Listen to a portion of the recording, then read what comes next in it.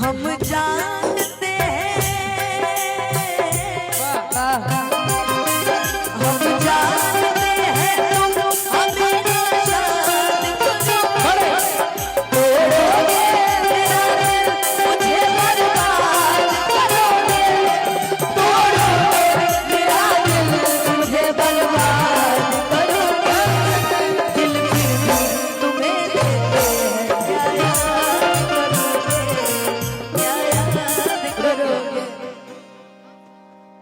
Sorry आपको हम गलत बोल दिए आज।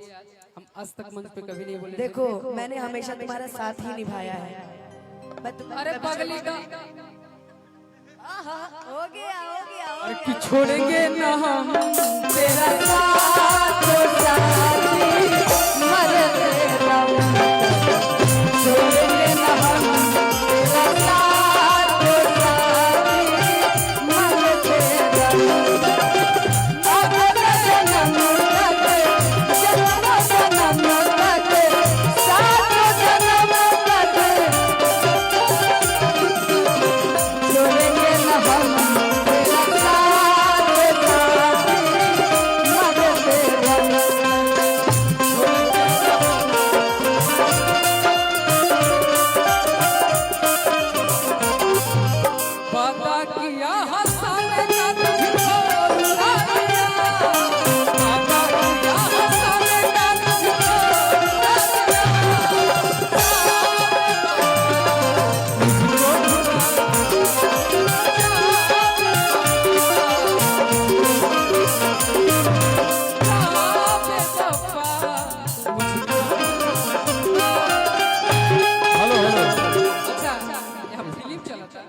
फिल्म नहीं चला, तुम कहो हम तो कह नहीं सकते हैं।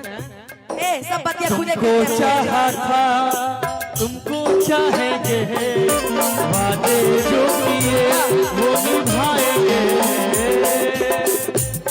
ऐसा हर जन्म का एक हम से प्यार है हम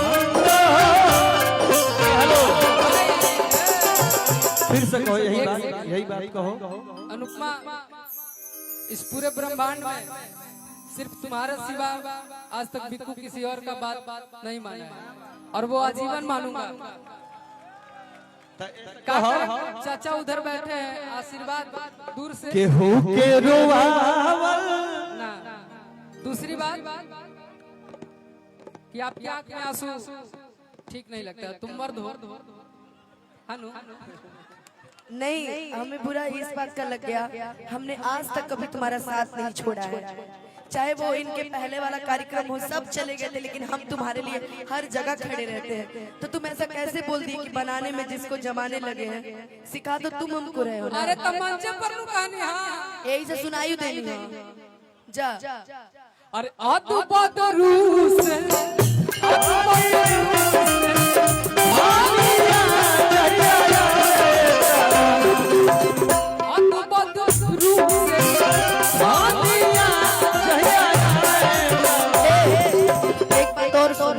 मंच के माध्यम से कैमरा भी ओपन है।